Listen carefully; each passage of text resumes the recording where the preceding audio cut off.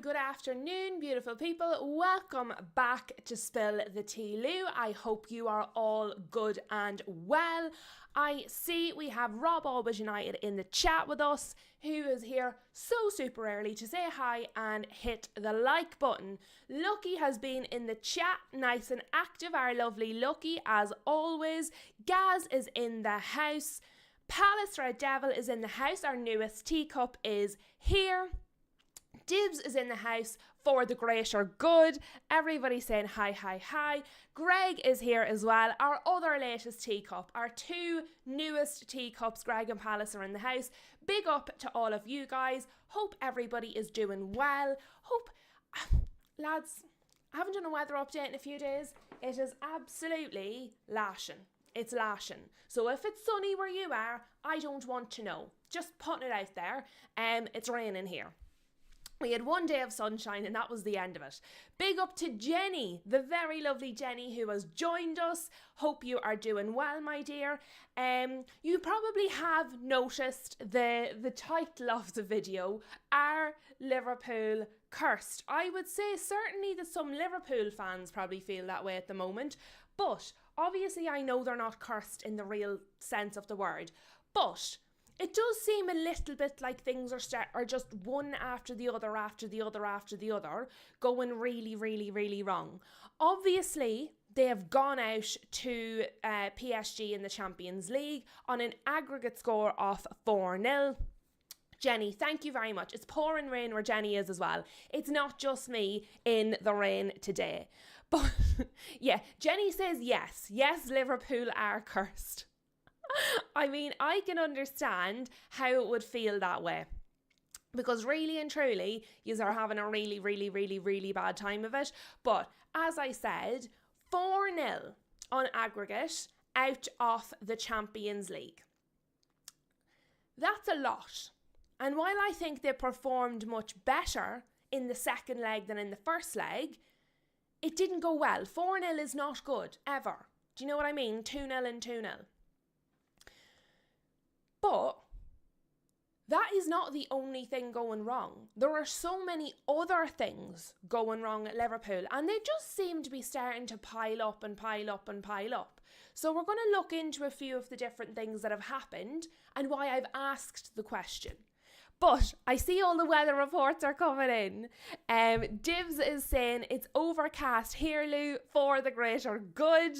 And Rob says, you'll be happy to know, Lou, it's horrible here as well. I do, I love it. Big up to Choppy, who's in the chat. JT is here saying it's pouring rain anywhere in the world if you're a Liverpool fan. To be fair, probably. Dib says, yes, they're cursed, but not as much as Spurs for the greater good. I mean, that's fair. That's fair. Do you know what, though? It's drizzling where Choppy is in Whitehaven. Sometimes, and maybe I'm alone in this, sometimes I actually find it more comforting when the weather reflects your mood. If you're in a horrible mood, you're feeling rotten, things aren't going your way, you're having a bad day, your team is losing, it's all going wrong, and then it's really sunny outside. And you're like, that is just stinking. I'm miserable. I want the weather to be miserable with me. Give me some rain. DJ Sav is saying, big up Lou in the chat. Is this a stream to laugh at Liverpool? I'm here for that. Well, maybe a little bit, but we'll not laugh at our friend Jenny. We won't laugh at our Jenny because she's having a tough enough time as it is, but a little bit. However, I do also think they're just having a really, really terrible time, and I want to look at why, because it's the difference, the change was like boom, like crazy. So we will be talking about all of that. JT says, honestly, based on recent games, I think Liverpool make Champions League football over Chelsea. Well, that depends very much, JT, on whether United have another howler. So I would have agreed with you if we weren't in the mix.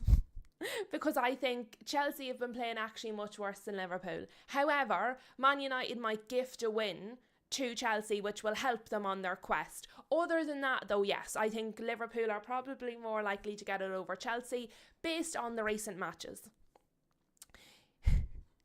JT, hey Siri, play Daniel Powter Had a Bad Day. That's a great song.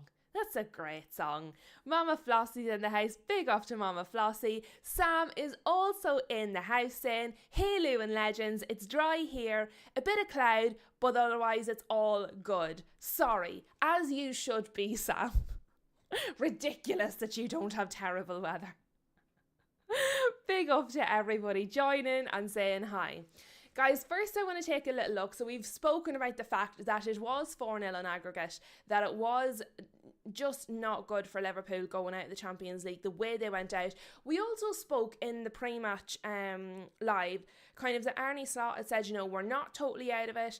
Anfield can do crazy things. It's our ground. It's, you know, the magic of Anfield. Things can happen there. Of course, the tie isn't over. We can come back into it. And I'm not criticising what he said because he's trying to G up his team a wee bit. However, we're going to talk about those, JT. We're going to talk about those, JT, but not yet. We're going to talk about other things first. That's for later in the show. But Slot had come out with all of these comments.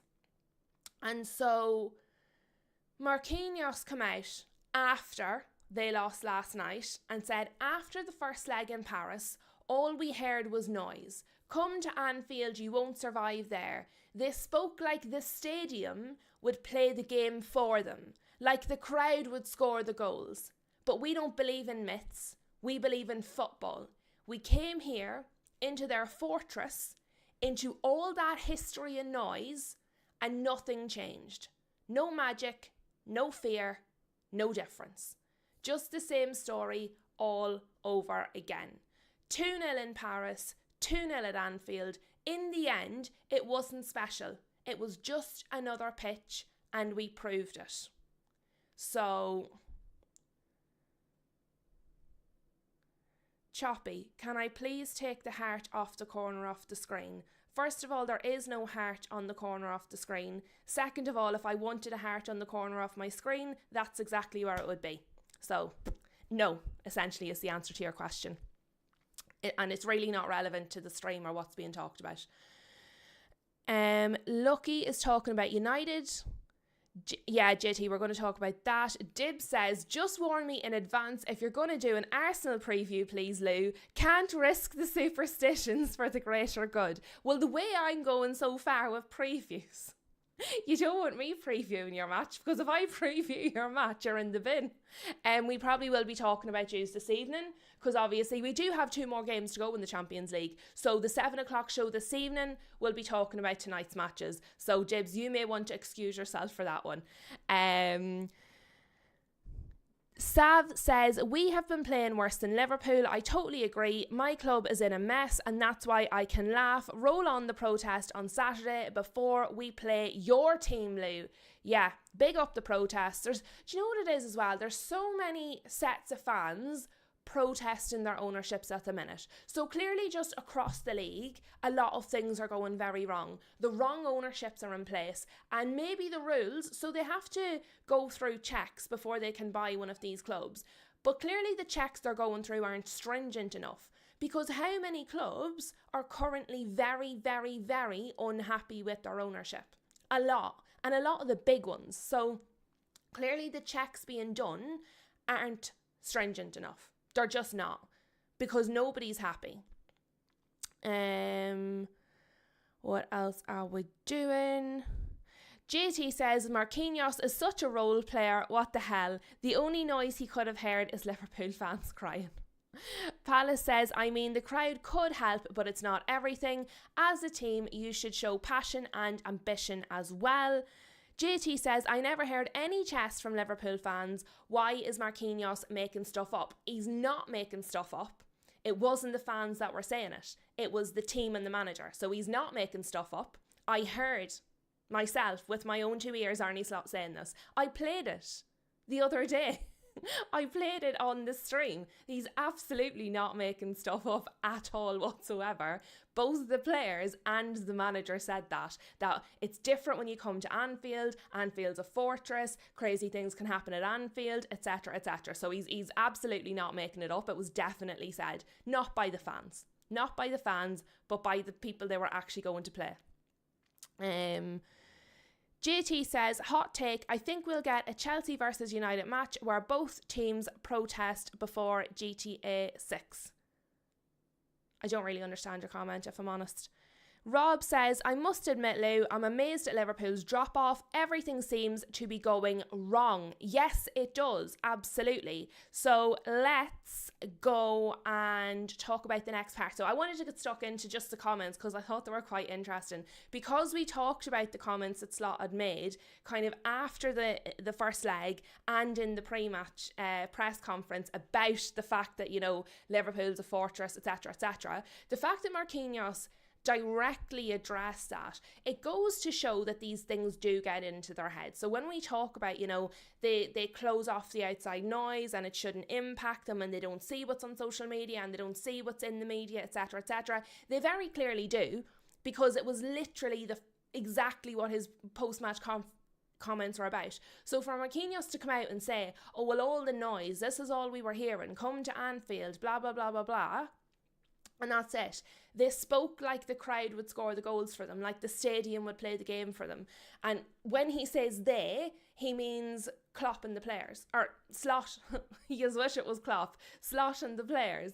So it goes to show they do listen and they do hear it. And these things they are in their head when they're going into the match. So when we wonder, does it impact them? Clearly it does. You know, I understand GTA is a game. I just didn't understand the joke. It might be just me being a wee bit slow. Hopefully everyone else got the joke. I like games, but I like shooting games. I don't play GTA. JT says, honestly, it kind of gets into their head. You could argue Liverpool were the better team. I do think Liverpool were the better team. I did argue that Liverpool were the better team. I think they were. I just don't think they were clinical at all. Palace says, I think the only reason that Slot is still a manager is because they're still in the race for Champions League spot. But yes, everything looks strange at the moment. Don't you worry, JT, my memory, I'm not judging anyone else's memory. Mine is completely terrible. However, during this match, which went very bad, so despite the fact that Liverpool were arguably the better team, and I would argue they were the better team, they weren't clinical. They didn't capitalise on their chances. The aggregate score was 4-0 to PSG. They're out of the Champions League, which is all bad, bad, bad. But also, they got a massive injury to someone who has been a very key player for them this season in Hugo Ekitike. And we were talking last night, how long might he be out for? We were saying kind of roughly around 6 months, which would be October. However, Graham Bailey has come out this morning, and this was true as of 10:20 this morning. Sources inform Team Talk that Hugo Ekitike's injury is confirmed as a ruptured Achilles, and Liverpool do not expect him to be available until 2027.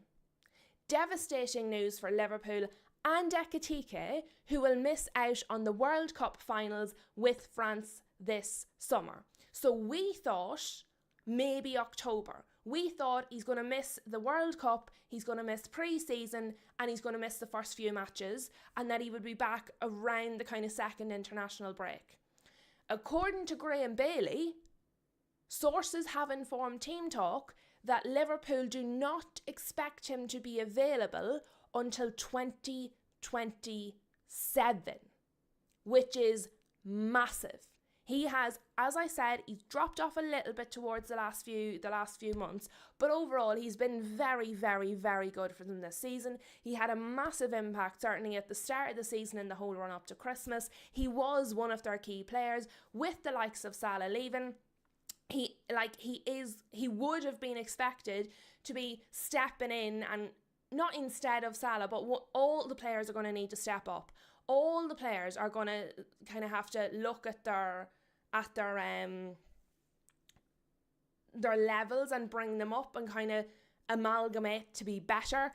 Gaz is saying 9 months, I heard. Well, Gaz, I don't know what your source is, but I'm reading Graham Bailey. So I don't know what his source either. But according to Graham Bailey, the journalist, Sources inform Team Talk that Hugo Ekitike's injury is confirmed as a ruptured Achilles, and Liverpool do not expect him to be available until 2027.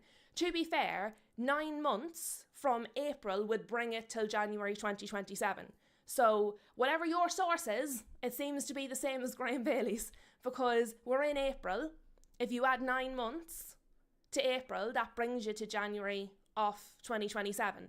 So that's in line. That is what they're saying. Paige is saying that's a big blow to Liverpool, one of the few bright spots this season. I completely agree. But, and this is really where I come up with the theory that maybe Liverpool are cursed. Hugo Ekitike becomes the latest expensive Liverpool signing to be hit with a long-term injury.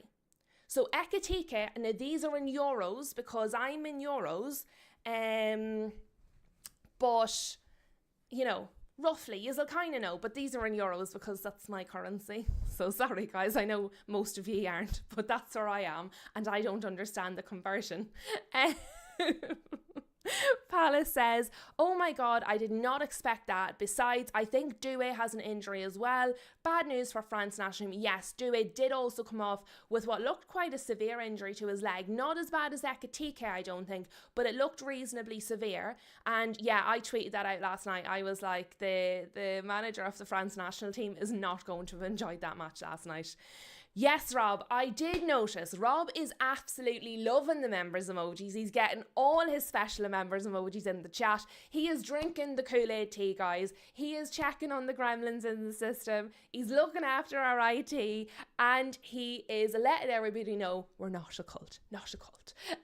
Yes, Rob. Love to see those in the chat. JT says, it's just the fans are so displeased with their trajectories that we could see such a grotesque scenario where two fan bases of big clubs could be protesting in the same match potentially. I do apologise, JT. I'm sure your joke was very good. I'm sure your joke was very good. I just didn't get it. It's not, Gaz got it. The audience got it. It's just me. Don't judge your joke on my standards. Let me see. Bear with me just a sec.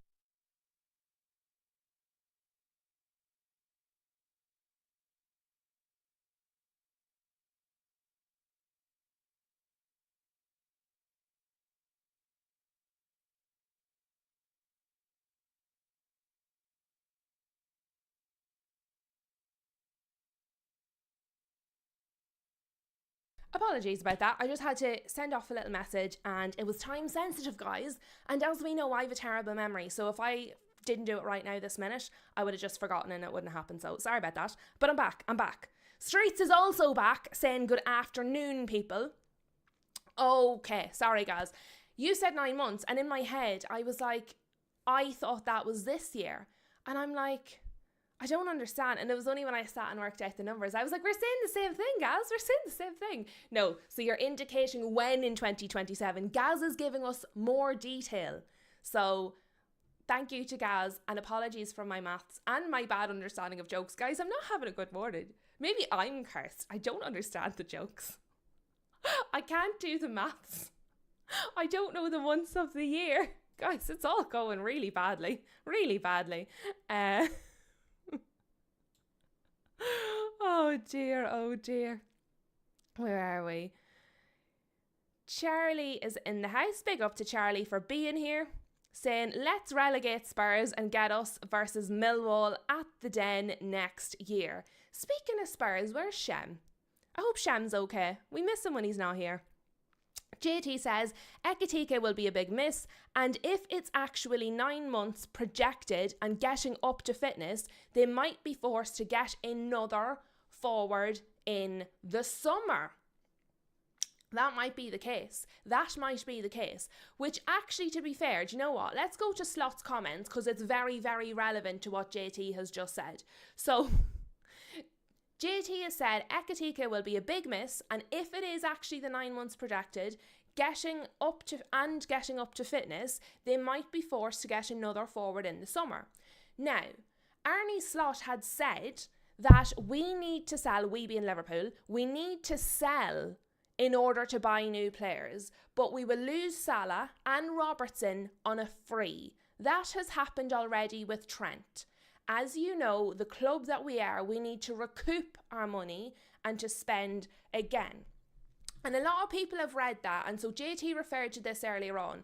A lot of people are reading that and taking it to be, because it was a much longer quote, but that's the key part that I want to focus on. But a lot of people are taking that sort of quote and saying, well, he obviously intends to be here because he's planning for transfers, he's planning for change, he's planning for new players, etc., etc. He's talking as if he's involved, he's talking as if he's going to be there when it's happening.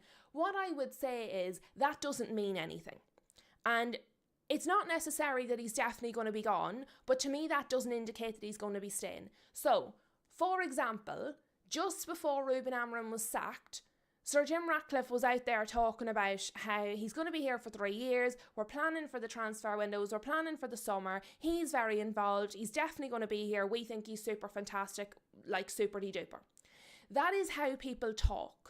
They're not, like, Arne Slot seems like the type of person, he wouldn't want people to know if he's going to be sacked. He might be just not facing the reality. Now, maybe he won't be sacked, but I wouldn't set much in store by the fact that he's talking about transfers, because the way the media and social media is, people take a small teeny tiny detail and they jump on it. So if he's not talking about transfers, people are going to say, yes, he's definitely getting sacked. He doesn't want that because he wants to keep his job, obviously. And so, like, I think he's until he's sacked, he's going to talk as if he's staying, because why wouldn't he? Do you know what I mean? But for me, that's not really the important part of the quote. For me, the important part is he's actually criticising the ownership. Listen to what he says. We need to sell in order to buy new players, but we will lose Salah and Robertson on a free. That has happened already with Trent. As you know, the club that we are, we need to recoup our money and to spend again. So forget about whether he's going to be there for the transfers or not. He's criticising the club. We need to sell players to buy players. If we want to spend money, we need to get money in. We've already lost Trent on a free. Now we're losing Salah and Robertson on a free. What are we doing? We need to sell them, not keep letting them go on a free. So what I'm more interested in is the fact that he's actually criticising the way it's being done. He's criticising the board. He's criticising the way the club is being run. He's saying they're dropping the ball. He's saying they're not doing it right. And he's correct. But he's done it very subtly. Because now everybody's talking about the fact that he's talking about transfers. But if you actually listen, he's criticising the board in quite a major way. And on something that I think that the fans have given out about. The fans aren't happy, particularly with Trent, to lose players on a free. So actually, while I know the fans, for the majority, don't want to keep Slot, he actually, at least on this, seems to be thinking the same as the fans. Flossie there says he sounds like Eddie Howe, like what Eddie Howe has said at Newcastle. So it's understated. He's not throwing his toys out of the pram. It's quite understated. You have to actually listen to him to hear it. What else are we saying?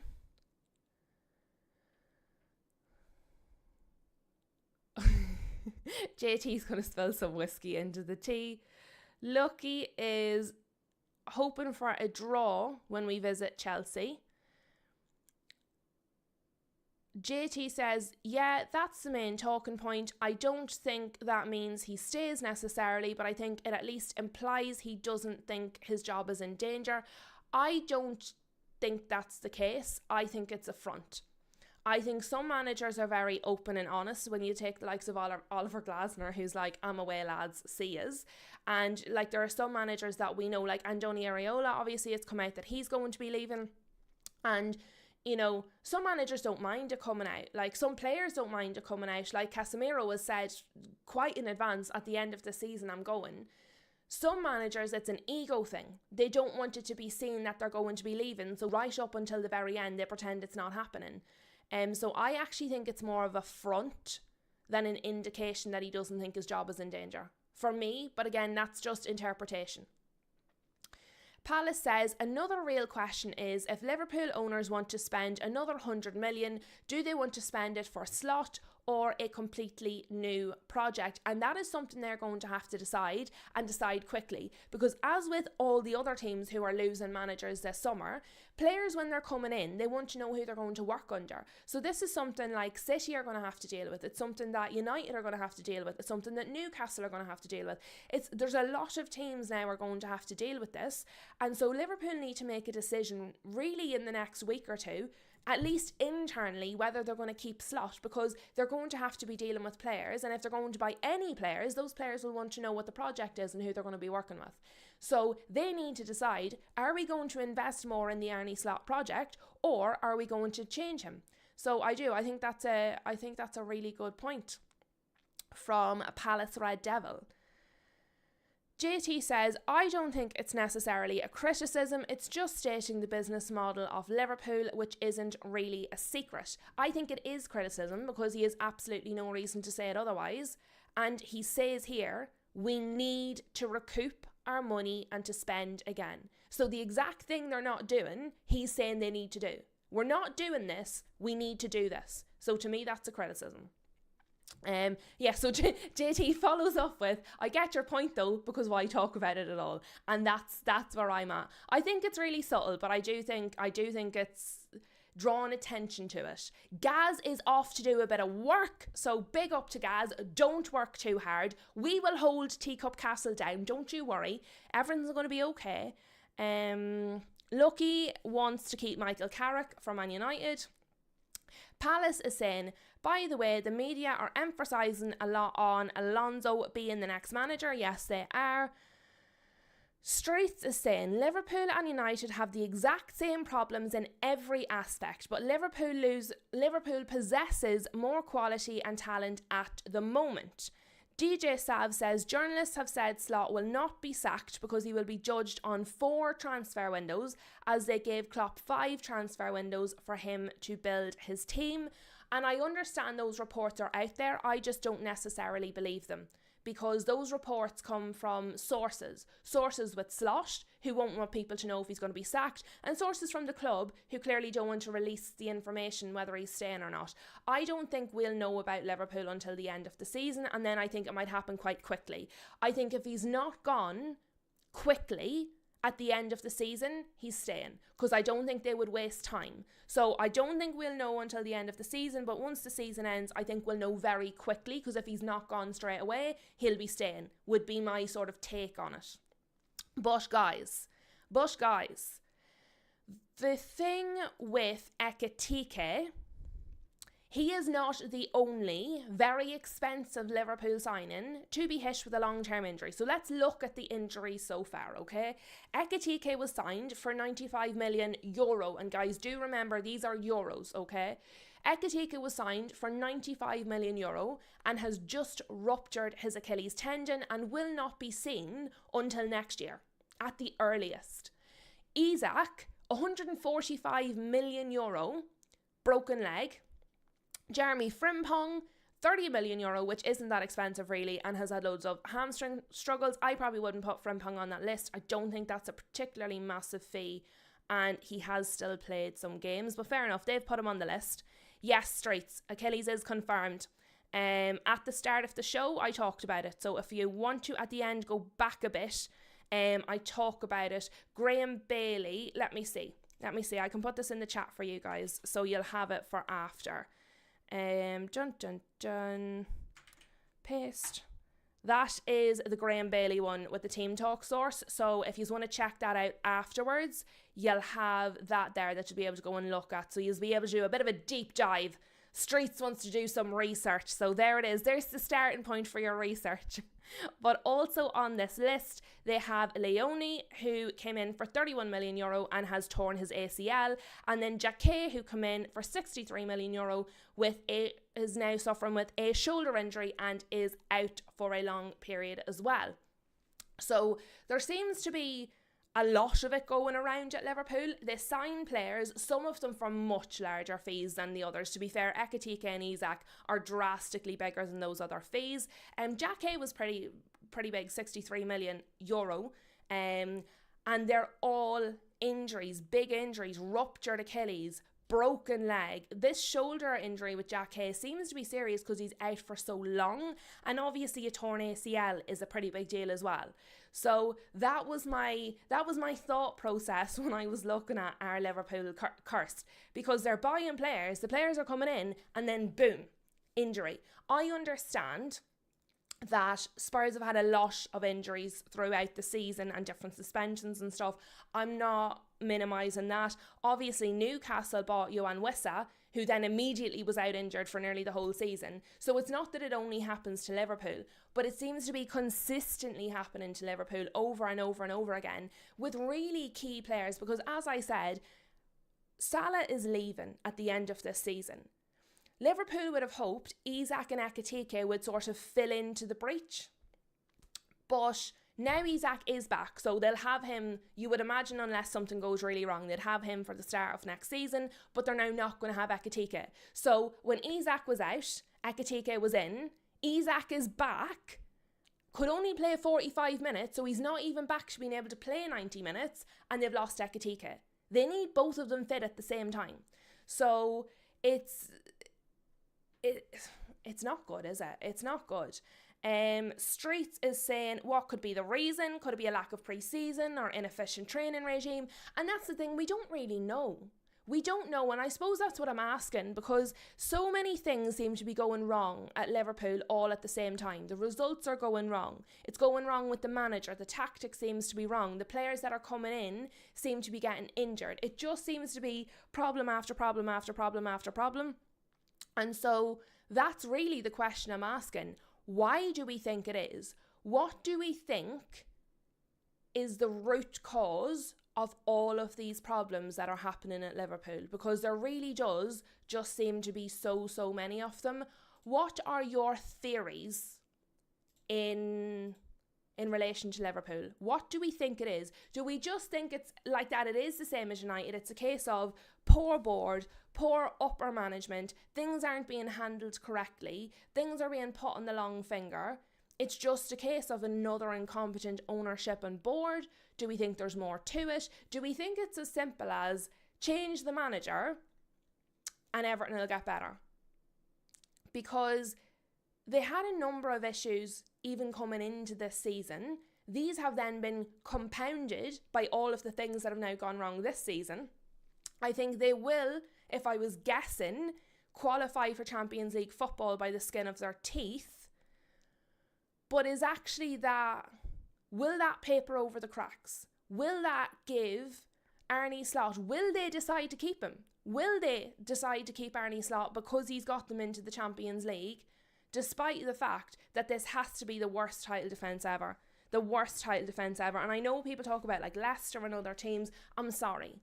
The calibre of Liverpool, the calibre of players that they have, they didn't fluke win in the Premier League. They won. They won because they were really good. And then they spent an enormous amount of money, and they still have an enormous amount of talent. So for me, given all of the things, it has to be the worst defence ever that I can remember. Maybe outside of, and to be fair, my memory's not very long, so maybe outside my memory there's a worse one. But for me, it's really quite bad.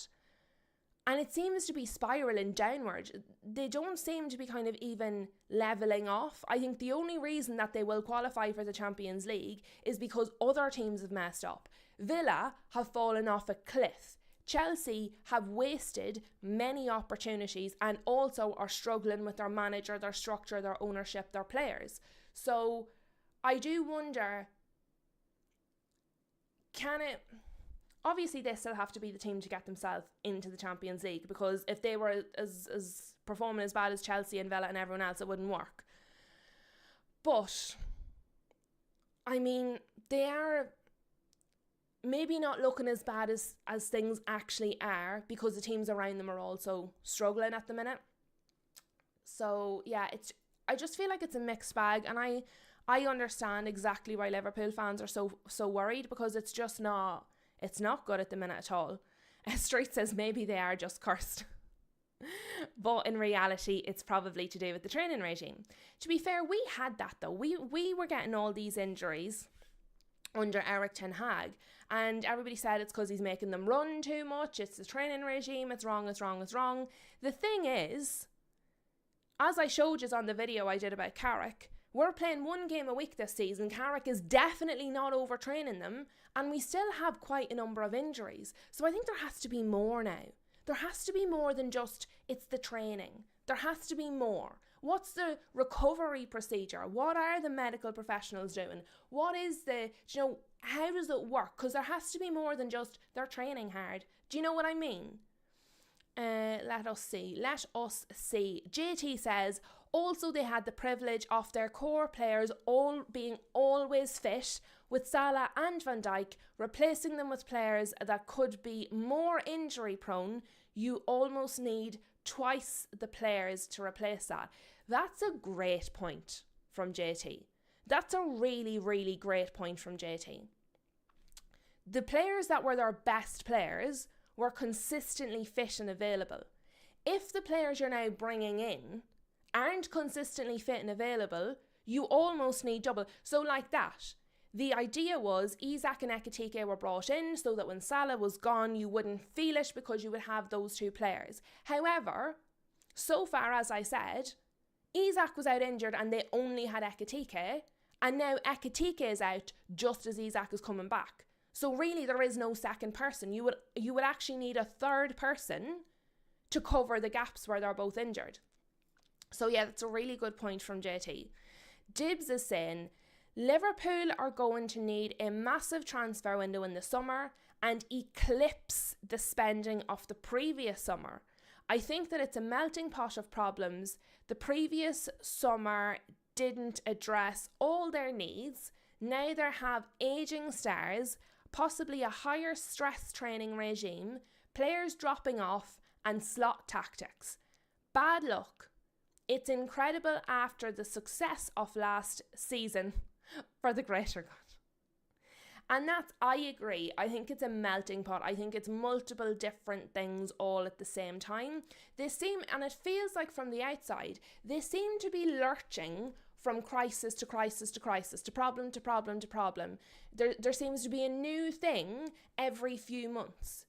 There's another problem. There's another crisis. Like obviously this season we've already had the Slot versus Salah issue. They've had their brand new star striker signing broke his leg. Now their second kind of signing that had stepped into the breach has ruptured his Achilles.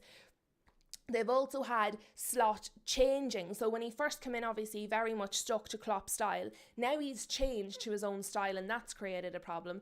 They had the whole Isak drama in the summer, which obviously they got the player, but it was a massive, massive drama and melee the whole way through the summer. And then before that, they had the Trent debacle of him leaving and the bad feeling, and he was learning Spanish and Duolingo, etc., etc. And that was a whole thing. Obviously, the very sad loss of Jota, not only as a teammate and as a friend, but as a player. He was a very valuable player on the pitch. And as Dib said there, their squad is now ageing out. So we spoke earlier in the season about the fact that Newcastle's squad is really, really ageing, how that's going to affect them, how they need to start getting younger players in to replace those players that are ageing. That is also happening at Liverpool because Van Dijk, if he doesn't go at the end of this season, is going to probably have to go at the end of next season. Age is catching up with him. It just seems to be so many problems and nothing seems to be getting resolved at all. At all. What are we saying? Streets is saying, if you then drop intensity in training and then play a high intensity in the games because your muscles aren't used to it, there's a higher risk of non-contact injury. Correct and right. Shem, you're here. We were wondering about you. I see. So Shem is in the house saying, afternoon, lovely boss lady Lou. Hope you're good. Just popped on to say hello and goodbye. I've got a repairman here today, so a lot going on. And he's a Spurs fan, so we're crying and angry together. Big up to Shem. Big up to Shem. Streets is saying Achilles is the worst one. Everybody's saying hi to the lovely Shem. We did miss Shem. JT says, I think it could just be luck of the draw. They had an era where they were pretty safe from injuries. Now it's overcompensating to statistically regress to the average. Paige says, imagine going into that dressing room knowing what happened to Joshua. That will eat at you. I agree.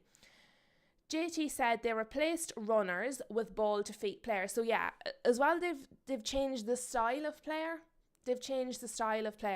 I just think the whole thing's a mess. I think they're being mismanaged, if I'm being honest with you. I think they're being mismanaged. I think they're lurching from crisis to crisis to crisis. I think what happened is they're not putting out the fires. They're too slow to react to things. They're not putting out the fires. And what happens then is the fires become bigger and then they join together and then it's a super big fire because, hello, we know that. We've done that at United. We don't deal with things. We take too long and then the problems grow and grow and grow and grow and grow to the point where you don't even know which one to address first. You don't know how to find the root cause because you try to put out this fire and then that fire over there gets bigger. So I think they really, really, really need to get a grip of things. They need to see this summer, not just signings. They need to really look at where they are and what they're doing. They need to get it together and they need to put a stop to it before this fire gets worse.